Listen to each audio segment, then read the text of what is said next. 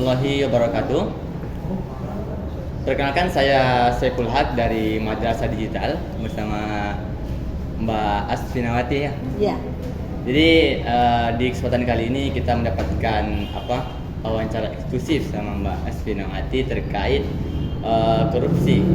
Nah, tadi juga sempat saya ikut mendengarkan materi yang disampaikan di forum, bahwa saya mendapatkan sebuah kesimpulan nih Mbak. Ada sebuah yang oleh Slavoj Zizek, kekerasan sistemik dalam segala lini kehidupan masyarakat, mulai dari kekuasaan pemerintahan sampai kepada lapisan terbawah, bahwa ada upaya untuk bagaimana kebaikan itu diberikan untuk membodohi masyarakat. Bagaimana menurut Mbak? Ya, saya pikir itu tepat sekali, dan pembodohan itu bisa berlapis-lapis gitu ya. Pertama, kita tidak menyadari ada korupsi. Tidak menyadari ada korupsi itu bukan berarti tidak tahu ya. Misalnya ada sebuah kebijakan, ada sebuah undang-undang yang sebetulnya dibuat karena ada latar belakang korupsi, atau untuk memudahkan korupsi, atau untuk menghilangkan kejahatan korupsi. Gitu. Itu maksud saya suatu pembodohan. Tapi hal yang lain lagi adalah ketika masyarakat tahu pun, atau kita tahu ada korupsi, kemudian kita merasa kita nggak bisa berbuat apa-apa lagi gitu ya.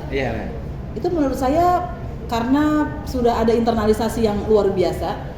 Jadi ketika kita pun tahu ada korupsi, kita merasa kita tidak akan pernah mampu melawan itu, dan biarkan aja begitu, karena dia memang selalu ada korupsi seperti itu. Nah, menurut saya level ini yang juga perlu kita angkat.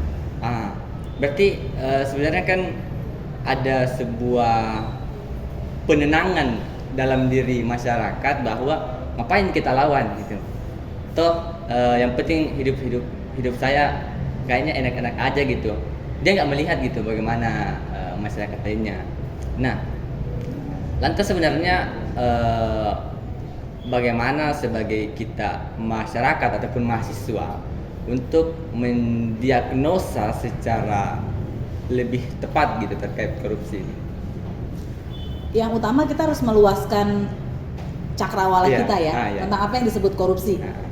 Korupsi betul bisa berupa tindakan, tapi dia juga bisa berupa kebijakan, dan bahkan sebetulnya pada satu titik tertentu yang sering dinamakan state captured corruption, ketika korupsi itu sudah menawan negara itu sendiri, maka hal-hal yang tadinya korupsi sudah dibuat tidak menjadi korupsi dengan undang-undang. Maka secara hukum dia bukan korupsi lagi. Dia tersistem semua ya. Iya, dia sudah ya kan, kalau penjahatnya jadi negara, dia bisa membuat aturan supaya kejahatan itu tidak lagi jadi kejahatan. Nah, karena itu menurut saya sebetulnya yang harus kita lakukan adalah merawat nalar kesadaran dan juga keberanian kita, perspektif kita untuk mengenali korupsi. Korupsi sesederhana itu. Meskipun undang-undang tidak mengatakan itu korupsi, bukan berarti itu korupsi. Itu langkah pertama. Langkah kedua adalah kita tidak bisa menormalisasi, misalnya mengatakan, oh itu toh tidak kena kepada kita gitu ya tadi. Sebetulnya korupsi tidak akan mungkin tidak kena kepada kita. Misalnya kalau uang negara tidak dikorupsi, mungkin sekarang semua orang di Indonesia, anak di Indonesia tidak perlu bayar uang sekolah, atau tidak perlu bayar uang kuliah bahkan gitu ya. Atau bahkan kita bisa makan daging sapi setiap hari, bukan hanya karena ketika lagi ada uang atau lagi Idul Adha gitu ya. Nah, jadi hal-hal seperti itu yang menurut saya sebagai mahasiswa perlu menyebarluaskan supaya semakin banyak perlawanan terhadap korupsi, dan tidak membatasi diri bahwa korupsi itu hanyalah yang dinyatakan salah oleh undang-undang atau oleh hukum. Baik. Terakhir mungkin Mbak, saran untuk lahirnya pusat studi ini untuk melahirkan generasi penerus. Beberapa kalimat saran untuk teman-teman generasi penerus termasuk saya juga, kira-kira apa Mbak terkait perlawanan korupsi? Ya, mungkin teman-teman muda perlu melakukan dobrakan gitu ya. Jadi tidak meneruskan, tapi berkeinginan untuk mendobrak apa yang sudah ada, membuat hal baru. Misalnya tadi kami membicarakan tentang putusan yang diwarnai suap menyuap, korupsi harusnya batal dong.